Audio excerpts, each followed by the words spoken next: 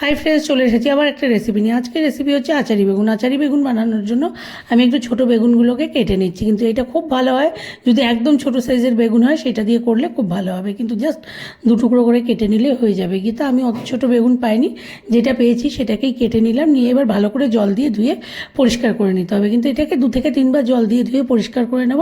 তারপরে বেগুনটার মধ্যে দিয়ে দেবো নুন আর পরিমাণ মতো হলুদ। নুন আর হলুদ মাখিয়ে বেগুনটাকে কিন্তু 5 থেকে 7 মিনিট রাখতে হবে। আর তার আগে ভালো করে ধুয়ে নিচ্ছি। আমি ধোয়া হয়ে গেলে বেগুনে নুন আর হলুদ মাখিয়ে নেব।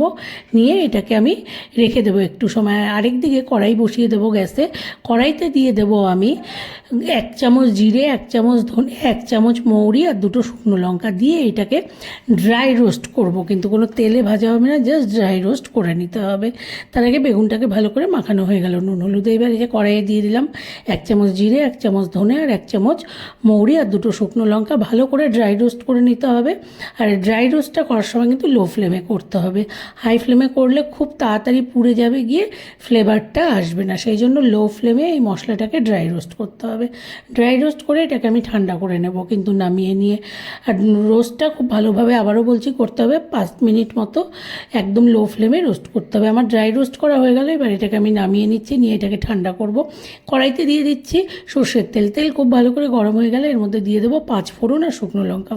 এটা ফোড়নের জন্য দিয়ে আমি নুন হলুদ মাখিয়ে রাখা বেগুনটা দিয়ে দেবো। কিন্তু দিয়ে এটাকে ভাজতে হবে এখন কিছুটা সময়। তার আগে ফোড়নটাকে ভালো করে ভেজে নিলাম, ফোড়নের স্মেলটা যেন ভালো আসে। এইবার নুন হলুদ মাখানো বেগুনগুলো দিয়ে দিচ্ছি। বেগুনগুলো দিয়ে একটু সময় ভাজতে হবে, কিন্তু মিডিয়াম ফ্লেমে। 3-4 মিনিট ভাজা হয়ে গেলে গিয়ে এর মধ্যে আমি দিয়ে দেবো হচ্ছে টমেটো কুচি আর চেরা কাঁচা লঙ্কা। কাঁচা লঙ্কাটা এখন দিলাম না, পরে দেবো, কারণ এটা খুব বেশি ঝাল হলে ভালো লাগবে না। এটার টেস্টটা একটু টকটক হলেই কিন্তু ভালো লাগবে, সেই জন্য আমি কাঁচা লঙ্কাটা পরে দিচ্ছি।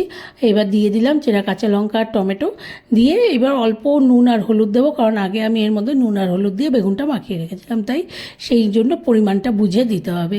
পরিমাণ মতো নুন আর অল্প হলুদ দিয়ে দিলাম। দিয়ে আবারও এটাকে লো ফ্লেমে ঢাকা দিয়ে 5 থেকে 7 মিনিট ভাজতে হবে। কিন্তু ভালো করে ভাজা হয়ে গেলে গিয়ে জাস্ট এটা হয়ে যাবে গিয়ে একদম ভালো করে ভাজা হয়ে গেছে, দেখতেই পাচ্ছ। এবার এর মধ্যে যে আচারি মশলাটা, এটাকে গুঁড়ো করে নিয়েছিলাম, সেইটা দিয়ে দিচ্ছি বড় চামচের 1 চামচ। কিন্তু এটাই মেন হচ্ছে এই রান্নাটার। এই মশলাটা দিলে একটা সুন্দর আচারের স্মেল আসে আর খেতে খুব ভালো লাগে। এই রেসিপিটা কিন্তু রুটি পরোটার সাথে দারুণ হয় খেতে। আর দিয়ে দিলাম 1 চামচ আমচুর পাউডার। আমচুর পাউডারটা দিলেও একটা সুন্দর টেস্ট হয়। সেই জন্য আমার রান্না পুরো রেডি। কিন্তু এটা এখন আমি সার্ভিং বলে সার্ভ করে দেবো।